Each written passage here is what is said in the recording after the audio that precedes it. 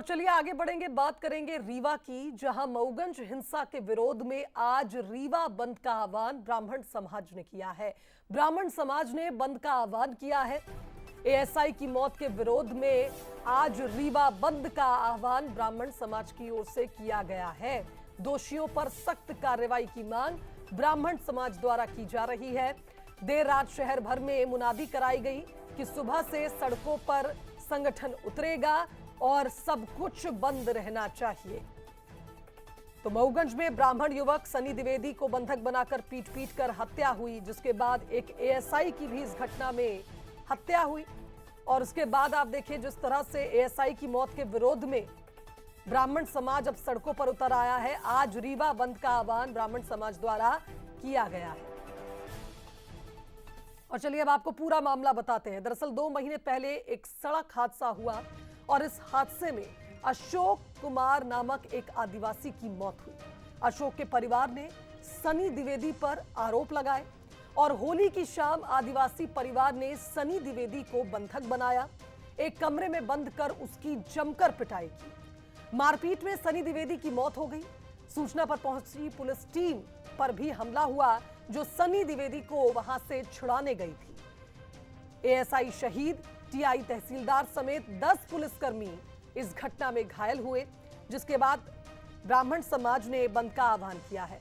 संवाददाता अभिषेक का रुख करेंगे, हमारे साथ इस खबर पर जुड़ रहे हैं। अभिषेक, जिस तरह से ये पूरा मामला सामने आया था, विरोध के सुर उठ रहे हैं ब्राह्मण समाज की ओर से और इसीलिए आज रीवा बंद का आह्वान किया गया। जी बिल्कुल, जिस तरह से ये दुखद घटना हुई है जिसमें एक एएसआई की मौत हुई है, एक युवक की मौत हुई है, तहसीलदार, थाना प्रभारी समेत कई पुलिसकर्मी घायल हुए हैं, पूरे रीवा और रीवा संभाग में ये चर्चा का विषय बना हुआ है। और ब्राह्मण समाज सहित अन्य समाज के लोग भी, जिसमें क्षत्रिय समाज शामिल है, वैश्य समाज भी शामिल है, उन्होंने बंद का समर्थन किया है। और रीवा, मऊगंज सहित छोटे छोटे जो बाजार हैं उन्हें भी बंद करने की अपील की गई है।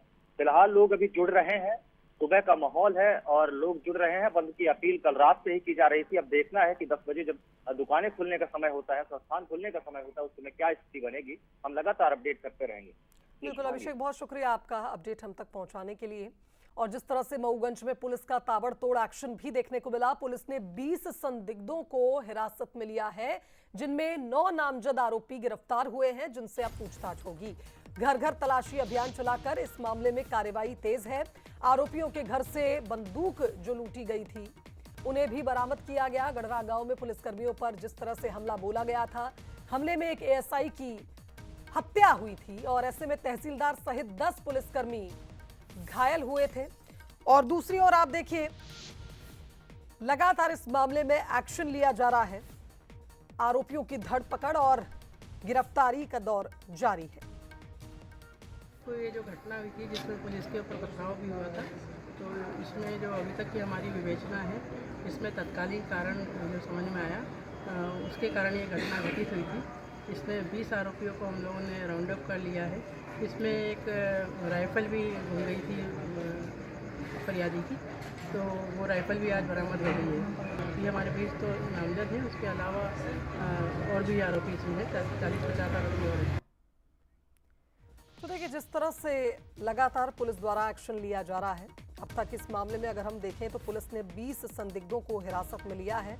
9 नामजद आरोपी बताए जा रहे हैं, जिनकी गिरफ्तारी अब तक हो चुकी है और अब देखना होगा कि पूछताछ में क्या कुछ खुलासे होते हैं। संवाददाता अभिषेक का रुख करेंगे, हमारे साथ एक बार फिर जुड़ रहे हैं। अभिषेक, जिस तरह से आप देखिए पुलिस भी एक्शन मोड में है, एक और ब्राह्मण समाज जरूर इस घटना में विरोध कर रहा है, लेकिन पुलिस अपना काम लगातार कर रही है। जी निश्चित तौर पर जिस दिन से ये घटना हुई है तो तमाम आला अधिकारी, डीआईजी समेत एसपी वहीं मौके पर ही लगातार देखे जा रहे हैं और घर घर तलाशी हो रही है, लोगों से पूछताछ हो रही है, सभी से, महिलाओं से पूछताछ हो रही है। और अभी लगभग 20 संदिग्धों को और हिरासत में लिया गया है, जिसमें 9 नामजद आरोपी हैं जिन्हें पहले ही हिरासत में ले लिया गया था। और ये संख्या भी बढ़ेगी, लगभग आधा सैकड़ा इसमें आरोपी बनेंगे, जो अभी सूत्रों से जानकारी मिल रही है।